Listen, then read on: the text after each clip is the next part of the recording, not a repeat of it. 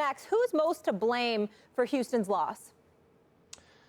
The answer is actually the role players. And I know there are lots of people you can point to. Not fair to blame the role players, right? They are responsive to what the coach and the best players are doing. Will, I'll leave that to you.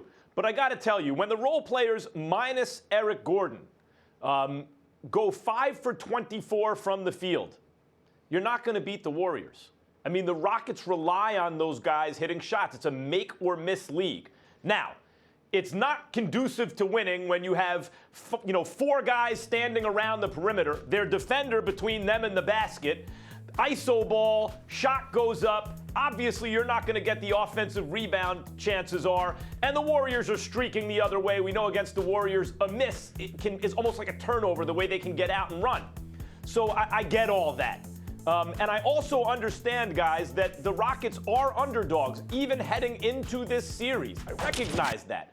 I thought the difference in this series would be, and it's only one game, but I thought the difference would be that the Rockets, when fully loaded, almost never lost this season. Now go ahead, beat them 4 out of 7. Well, if anyone could do it, it's the Warriors, right?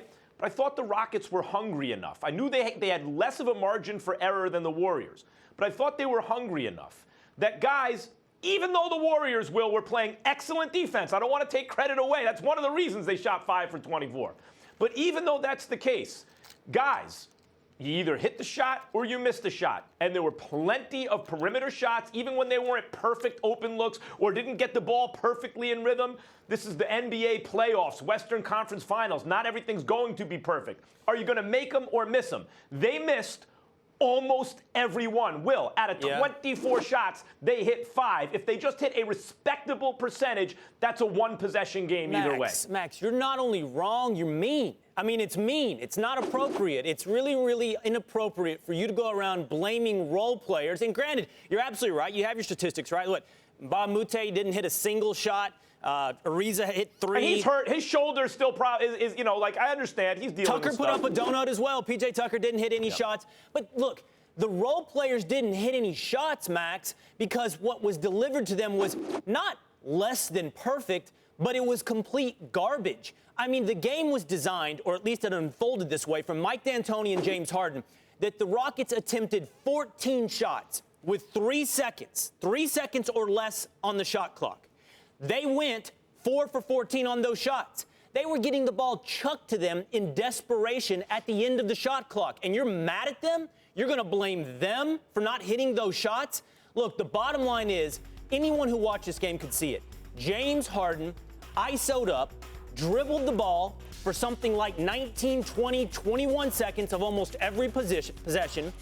Half the time did something amazing, destroyed Steph Curry, took somebody to the hoop, or stepped back and hit a 3. But the other half, when he couldn't do that, was absolutely in desperation, handing it off, passing it off to these guys we're now blaming for not making their shots. That's not the way you can play basketball and beat the Golden State Warriors. You're not going to do that. The blame lies squarely on James Harden and Mike D'Antoni. Primarily James Harden, because he was the one running that offense most of the game. And look, how can I say that? How can anyone look at James Harden, look at the guy who scored 41 points, was absolutely the best player on his team, and put the blame on him? Because the game is not about one guy. One guy is not going to beat the Golden State Warriors. Mike D'Antoni said one of the most ridiculous things I've ever heard after that game. Well, I guess we're going to have to get James to score 55. No. Under this theory, under your current offensive strategy, you're going to need to get James to score 113.